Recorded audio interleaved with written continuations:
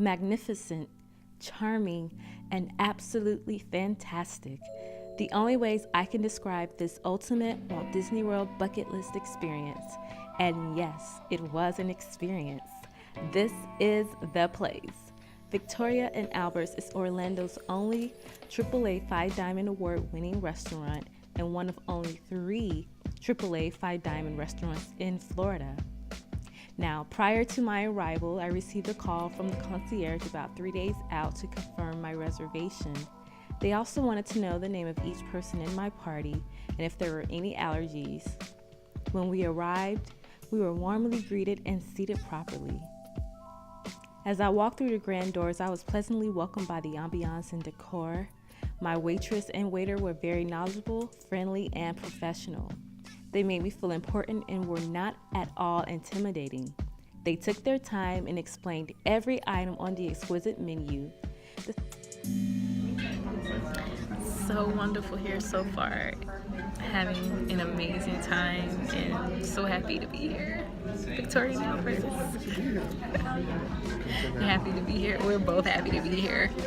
Living it up. At the time, I was presented with 2 menu options, a 7-course or a 10-course meal. I chose the 7-course with the wine pairing. You can order a glass or bottle of a specific wine with your meal. They also provided 3 different types of bread, each with its own special butter, which was the coolest thing. There are 3 areas within Victoria and Albert's to enjoy your meal: the general dining room, the chef's table, and Queen Victoria's room.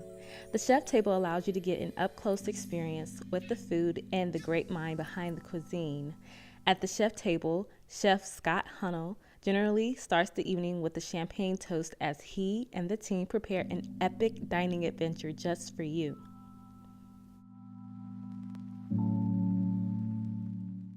The first course was a mousse, and it was a refreshing shrimp starter course meant to entice the palate. The second course was seared duck breast, and it was perfectly cooked duck with crunchy farro and sweet balls of pears. The third course was an Alaskan halibut with baby artichokes and Parmesan foam. This was sweet, fluffy fish, and it was so deliciously topped with the creamy Parmesan, and it was my absolute favorite dish of the night. The fourth course was the green circle chicken with black winter truffles and celery root puree.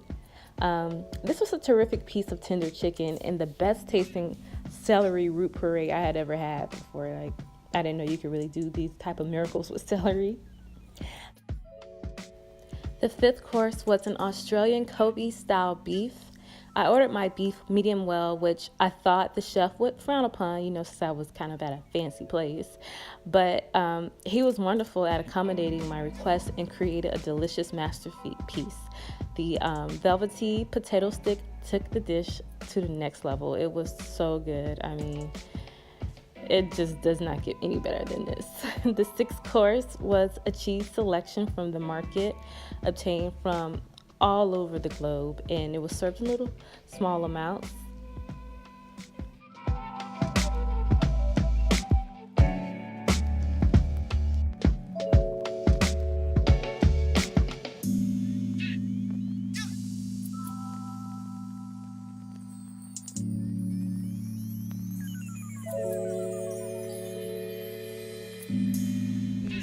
Spinware. This is a sheep's milk cheese from England. Underneath that, or right next to it, is what's called a cheddar, aged cheddar. And then we have an apricot and almond cake. We have toasted Makana almonds that have been honeyed. The orange cheese on top is a Gouda Rapiniere. 2-year aged, it's a VSOP, it has that crystallization to it. So it has a crunchy cheese. There's a cherry rye that's been hiding under that is Cremant, a triple cream goat's milk cheese from Websterville, Vermont. Same place we get our butter, but Cremant, creamy Vermont. And then underneath that is Sulpicinare de Tufo, a truffle cheese from Italy. Cow's milk. Then we have a goat's milk cheese on the top. It's a wine guard. It's a Gouda also. Wildflower honeycomb from the Savannah Bee Company, raisins on the vine, and then the blue cheese in the corner is Port Basset Stilton from New Hampshire, the king of blue cheeses, with a port reduction sauce.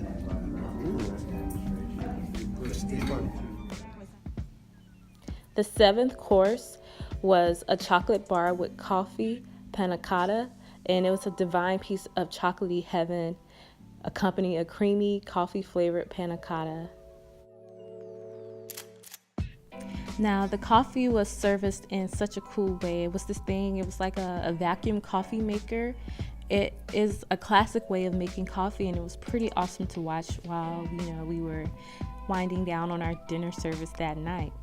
Now, a few things to remember before you go: that there is a dress code, a dinner jacket is required for men, tie optional, and dress or pants ensemble for women. If you show up without a jacket, though, a loaner will be provided. Remember, you have 2 menu options, a 7 or 10 course meal.